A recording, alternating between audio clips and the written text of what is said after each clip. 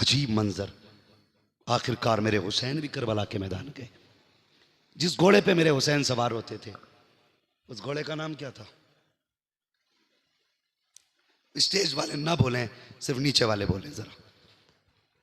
मालूम है? उस घोड़े का नाम तारीख में मिलता है मुर्तजिज। क्या? याद कर लो भाई, मुर्तजिज। ये घोड़ा यमन के बादशाह ने मेरे मुस्तफ़ा को तोहफे में दिया था। फिर हुजूर ने वो घोड़ा हजरत अली को तोहफे में दिया था। फिर अली ने जब अपनी जायदाद और अपनी दौलत में से बेटों को कुछ कुछ दिया तो ये घोड़ा इमाम हुसैन के हिस्से में आया था। ठीक है, मुर्तजिज किसके हिस्से में आया?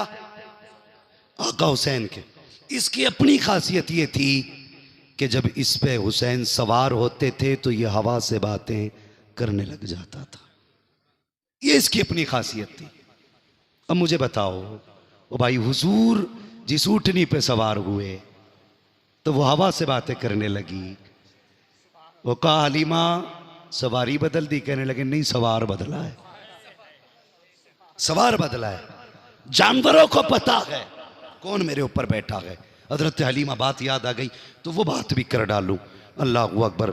हलीमा सादिया जैसा नसीब तो किसी में लेगा बताओ? जिसने मुस्तफ़ा को सीने से लगा के दूध पिलाया हो, ऐसे नसीब वाली खातून कहाँ मिलेगी? जब आई थी ना आप, हुजूर को लेके चली तो सवारी हरम के आगे थी, तो आगे शौहर बैठ गए आपके और पीछे हजरत हलीमा। अब ऊँटनी को मार रहे, वो उठी नहीं रही। तो जब आपके शौहर ने मारा ना, हुजूर के सामने से दादा आ रहे थे, वो पोते को छोड़ने आए थे। कहने लगे क्यों मार रहे हो इसे? कहने लगे जनाब ये परेशान कर रही है। फरमाते मार मत, अभी उठ जाएगी। कहने लगे नहीं, ऐसे नहीं उठती है। क्यों? कहा हजरत जी ये मेरी उठनी है, मैं जानता हूं, ये मेरी उठनी है, मैं जानता हूं। जब इतनी बात कही ना तो हुजूर के दादा मुस्कुरा के कहने लगे तेरी उठनी है तू जानता है, लेकिन ये जो गोद में है ना मेरा पोता है, इसे मैं जानता हूं, ये मेरा पोता है। सुभान अल्लाह। कही ये नहीं चलेगी। कहा फिर कैसे चलेगी?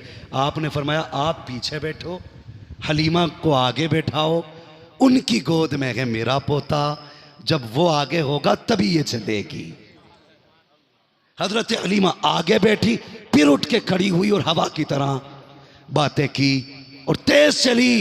उसे मुकद्दर पे नाज था कि मेरे ऊपर वो बैठ के जा रहा है जो नबियों का इमाम है, लेकिन जब मुर्तजिज पे हुसैन बैठते थे तो ये कहता था आज मेरे ऊपर वो बैठा है जो नबियों के इमाम के कांधे पे बैठा करता है। हाय हाय। नारे तकबीर, नारे रिसालत, उलमाए अहले सुन्नत, जिक्र इमाम हुसैन। तवज्जो है? अभी थके तो नहीं? नहीं थके तो बोले या हुसैन। और मेरा गला बंद होने वाला है मगर आप कतई बोलने तैयार नहीं। अल्लाह सलामत रखे। जरा आप बोले ना, शायद आपकी बरकत से गला खुले। बोले जरा जोर से या हुसैन। अल्लाह सलामत रखे। माशाल्लाह। अब लग रहा है जैसे आपकी महफिल अभी शुरू ही शुरू है। हाँ बस तवज्जो करें। मुर्तजिज पे बैठे आप, सवार हुई, बातें बहुत सारी है, लेकिन आज इसने भी खिलाफ कयास काम किया। जिसे पहला इशारा करते थे तो उड़ जाता था, आज 11 मरतबा लगाम खींची है। 11 मरतबा लगाम खींची लेकिन आगे नहीं बढ़ा। जब आगे नहीं बढ़ा आपने फरमाया मुर्तजिज मुझे मालूम है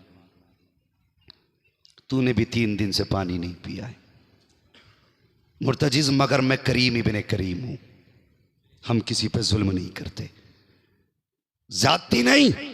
मुर्तजिज मैंने इतना कहा, खेमे के दरवाजे पे मेरी ज़ैनब भी खड़ी है, शहरबानो भी खड़ी है, उम्मे रुबाब भी खड़ी है। तुझे जल्दी करना था लेकिन आज तू चल नहीं रहा। क्या तलवारों से डरा, तीरों से घबरा गया, या प्यास बढ़ने नहीं देती? ये कह के जैसी आपने सीन से पैर खींचा, मुर्तजिज समझ गया हुसैन नाराज हैं। अल्लाह अकबर। जैसी पैर निकाला मुर्तजिज कहने लगा अल्लाह आज कुव्वत गोयाई दे दे, अगर आज नहीं बोला हमेशा के लिए रुसवा हो जाऊंगा। कुछ लोग कहते वो घोड़ा था कैसे बोल गया, मैंने कहा पढ़ कुरान। असहाबे कहफ को देख, रात में चले, कुत्ता भौंका, उन्होंने कहा चला हट। उसने कहा मालिक बोलने की इजाजत दे, मुझे इन अल्लाह वालों से कुछ बातें करनी है। पूछो उलमा से, कुत्ते को बोलने की ताकत मिली। उसने कहा मुझे साथ ले लो। उन्होंने कहा हम कुत्तों को साथ नहीं लेते क्योंकि कुत्ते भौंका करते हैं। उसने कहा मैं वो कुत्ता नहीं जो वलियों पे भौंकते हूं, मैं वो कुत्ता नहीं जो वलियों पे भौंकूं, मैं दरवाजे पे पहरा दूंगा। मुझे बता, अगर जाने वाले असहाबे कहफ हों तो कुत्ते को बोलने की इजाजत मिल जाती है, अगर बैठने वाला नबी का नवासा हुसैन है तो फिर मुर्तजिस को इजाजत क्यों नहीं मिल सकती है। उसने कहा था यार आज इजाजत दे दे। हुसैन ने जैसी पैर बाहर निकाला के मुर्तजिस की चीख निकली। रो के कहता हुसैन नौकरों से ऐसी बातें नहीं की जाती हैं, मैं तो खादिम हूं, मुझे मालूम है। हुसैन मुझे प्यास का ताना ना दे, हुसैन मुझे भूख का ताना ना दे, मुझे मालूम है तुम्हारा अकबर प्यासा गया है, मुझे पता है तुम्हारा असगर प्यासा गया है, मुझे पता है कासिम भी प्यासा गया है, मुझे पता है ओनो मोहम्मद भी प्यासे गए हैं। हुसैन मैं प्यास की वजह से नहीं रुका हूं, भूख की वजह से नहीं रुका हूं। कहा पैर क्यों नहीं बढ़ता? उसने कहा हुसैन मुड़ के जरा खेमे की तरफ तो देख, तुम्हारी 4 साल की बेटी, दूसरी रिवायत के मुताबिक 7 साल की सकीना खड़ी है। जब तुम एड़ लगाते हो वो कहती नहीं मुर्तजिस मेरे बाबा को लेके मत जाना, जो गया है वो वापस नहीं आया है। मैं ये चाहती हूँ कि बाबा बाद में जाएं, पहले अपने बाप से कुछ जरूरी बात करनी है। अल्लाह अकबर। मेरे हुसैन ने बेटी की तरफ देखा, फरमाते क्या बात? बच्ची ने कहा बाबा जरा आइए ना। जैसी बेटी ने इतना इशारा किया, वो मुझे बता तो सकी, जब परदेश जाया करते हो तो बेटियां रस्तों में आके खड़ी हो जाती हैं, पूछती अब्बा वापस कब आओगे? हम जाने के लिए आने के लिए जाते हैं लेकिन बेटियों का सामना नहीं कर पाते। जब बेटी फोन करके कहती है बाबा तेरे बगैर दिल नहीं लगता, तो जी करता है अल्लाह पर दे दे उड़ के चले जाएं। आज बेटी ने पुकारा है और तू तो आने के लिए गया है। मेरा हुसैन तो कभी ना आने के लिए जा रहा है, जो कभी ना लौटेगा वहां हुसैन जा रहा है। पता हुसैन के दिल में क्या ख्याल नहीं होगा। फरमाते हुसैन, आका हुसैन फरमाते बेटी सकीना बताओ ना क्या बात है? कहती अब्बा जी डरिएगा नहीं, अकबर गए मैंने रोका न था, कासिम गए मैंने रोका नहीं था, अब्बास गए मैंने नहीं रोका था। बाबा मैं आपको भी नहीं रोकूंगी, लेकिन मेहरबानी करें जरा नीचे उतर के आ जाइए। अब सुन, अगर तेरे सीने में जिगर है तो हाथ रख के हुसैन की बेटी का दर्द सुन। जब आका हुसैन सवारी से उतरे, चाहते थे आज आखिरी बार बेटी को प्यार करना है, दिल भर के सीने से लगाऊंगा, प्यार भी करूंगा, दूर से बाजू फैलाए आ सकीना मेरे सीने से लग जा। जैसी इतना कहा गया अल्लाह अकबर, बेटी बेटी होती है। जैसी बाजू फैलाए हुसैन की बेटी कहती ना बाबा ये ना कीजिए, मैं देख रही हूँ सुबह से आपने इतने लाशें उठाए हैं, आपके बाजू थक चुके हैं, मैं बेटी हूँ बाबा, अब आपको तकलीफ नहीं होने दूंगी, एक काम कीजिए। कहा कौन सा? कहा बे बाबा जी ऐसे झुक जाइए जैसे नमाजी रुकू में झुका करता है। ए बेटी क्या करोगी?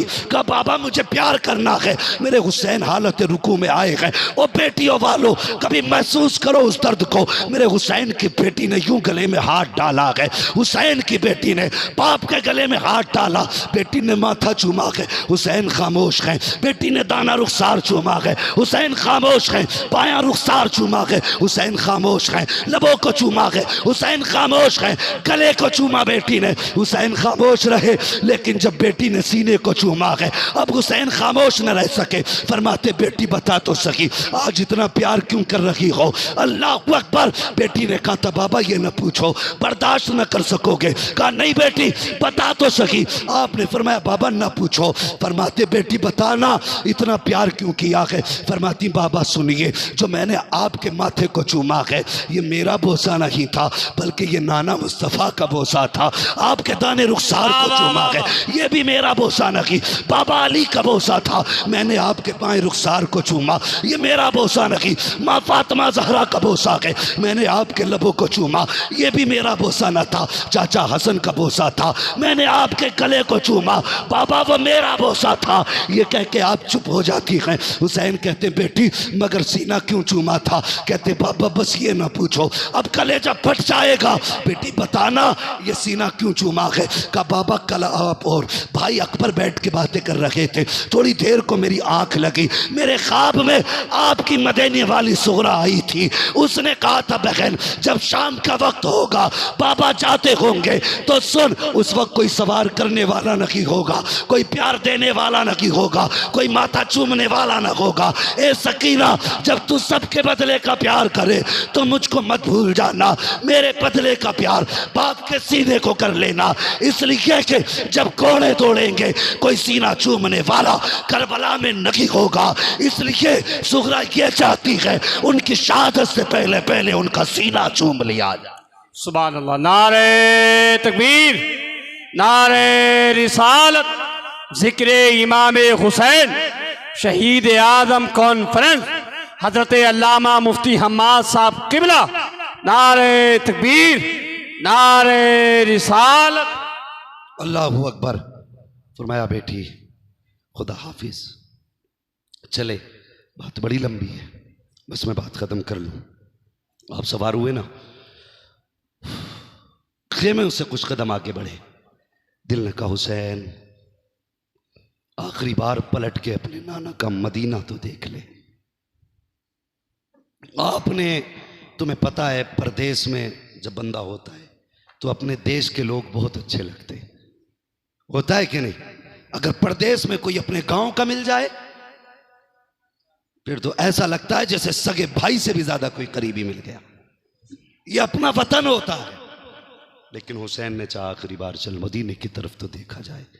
नजर उठा के देखी, गर्द उड़ती नजर आई, बस कदम रुक गए, लगता है कोई मेरे नाना के मदीने से आ रहा है, कोई मेरे नाना के मदीने से आ रहा है।